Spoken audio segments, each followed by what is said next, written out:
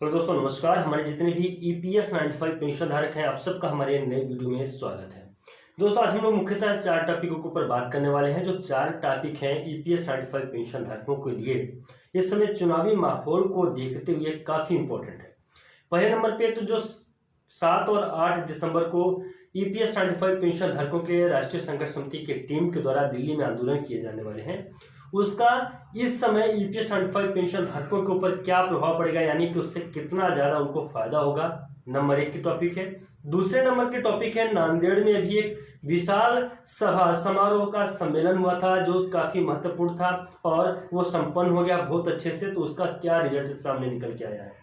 दूसरे नंबर पे माननीय गृह मंत्री अमित शाह जी से ईपीएस 95 पेंशन धारकों की मुलाकात हुई, उनको ज्ञापन दिया गया, उनके तरफ से जो एक पॉजिटिव रिव्यू निकल के सामने आया है उसके ऊपर अभी हम लोग थोड़ा सा प्रकाश डालेंगे आज के अपने इस वीडियो में कि उनके द्वारा ईपीएस 95 पेंशन धारकों के लिए क्या कहा गया। साथ ही साथ में हम लोग बात करेंगे आगामी चुनाव के बारे में कि आगामी चुनाव को देखते हुए, ध्यान में रखते हुए ईपीएस 95 पेंशन धारकों की पेंशन वृद्धि कब तक हो जाएगी, इसी टॉपिकों के ऊपर हम लोग बात करेंगे। तो वीडियो शुरू करने से पहले आपसे निवेदन है, रिक्वेस्ट है कि वीडियो को ज़्यादा से ज़्यादा लोगों तक पहुंचाएं और चैनल पे नए हैं, पहली बार आए हैं तो चैनल को सब्सक्राइब करके बेल की घंटी को भी प्रेस कर लें। चलिए दोस्तों, वीडियो को शुरू करते हैं। तो वीडियो सबसे पहले हम लोग बात करेंगे नांदेड़ में। नांदेड़ की कुछ तस्वीरें भी मैं कल की वीडियो में आप लोगों के साथ में साझा किया था और कुछ बातें भी हुई थी। नांदेड़ में मुख्यतः नांदेड़ में जो सभा संपन्न हुई थी उसका उद्देश्य ईपीएस 95 पेंशन धारकों को एकत्रित करना था और उनका उद्देश्य ईपीएस 95 पेंशन धारकों को एक साथ लेके जो दिल्ली में आंदोलन होने वाला है 7 और 8 तारीख को उसका जो तो एक निमंत्रण देना था, इन्विटेशन देना था। अब अगर बात करें कि इससे ईपीएस 95 पेंशन धारकों को पेंशन वृद्धि हो जाएगी क्या, इसके पहले भी बहुत बार दिल्ली जाया जा चुका है, लेकिन इसके बावजूद भी अभी तक ईपीएस 95 पेंशन धारकों की पेंशन वृद्धि नहीं हुई थी।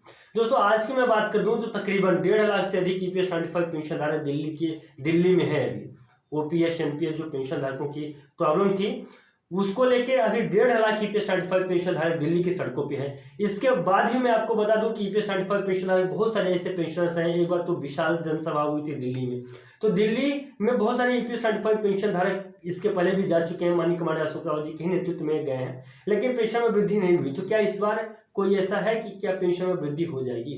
तो दोस्तों, यही मौका है चुनावी माहौल का। अब देखिए, यहाँ पे ईपीएस 95 पेंशन धारकों के लिए स्पष्ट रूप से ये बोला जा रहा है कि ये आखिरी मौका है।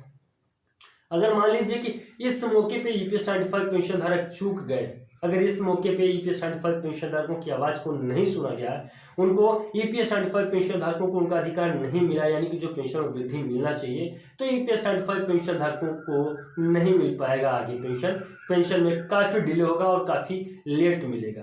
तो दोस्तों, यहाँ पे मैं एक बात बता दूं कि इसका आगाज हो चुका है। आगाज का मतलब आप समझिएगा, जैसे कि अभी सीबीटी की बैठक में ही निष्कर्ष निकला ईपीएस 95 पेंशन धारकों के पेंशन वृद्धि के लिए ही सीबीटी की बैठक रखी गई थी, जिसमें ईपीएस 95 पेंशन धारकों के मिनिमम पेंशन और हायर पेंशन दोनों पेंशनों पर विधिवत विस्तृत रूप से चर्चा हुई थी और ईपीएस 95 पेंशन धारकों को क्या क्या मिलेगा ये भी तय हुआ था।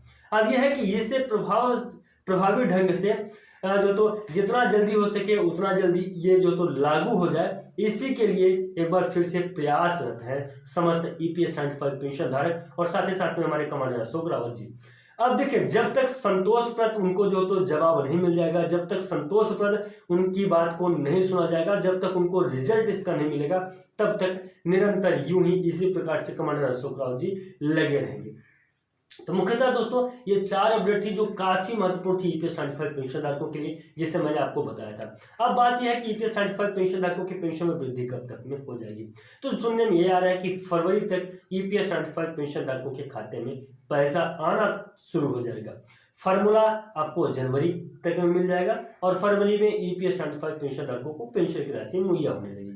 अब इसमें किसी भी प्रकार की कोई सच्चाई अभी तक नहीं सामने निकल के आई है। जब तक फार्मूला नहीं बन जाता है, जब तक ईपीएफओ की तरफ से ऑफिशियली किसी भी प्रकार का नोटिफिकेशन नहीं आ जाता है, तब तक ये मान्य नहीं है। आप इसे सिर्फ अपने नॉलेज के रख लीजिए। लेकिन एक बात और मैं आपको बता दूं कि जो ऐसी जानकारियां निकल के सामने आती हैं वो भी बहुत सटीक होती हैं और ईपीएस 95 पेंशन धारकों के लिए हो सकता है कि ये जानकारी भी सही निकल के सामने आए। तो दोस्तों, उम्मीद करता हूं कि वीडियो आप लोगों को अच्छा लगा होगा, सुनने में पसंद आया होगा। तो प्लीज़ चैनल को सब्सक्राइब करके आगे तक इस वीडियो को जरूर पहुंचाइएगा। मिलते हैं नई वीडियो में और नए अपडेट में, तब तक के लिए नमस्कार, जय हिंद, जय भारत।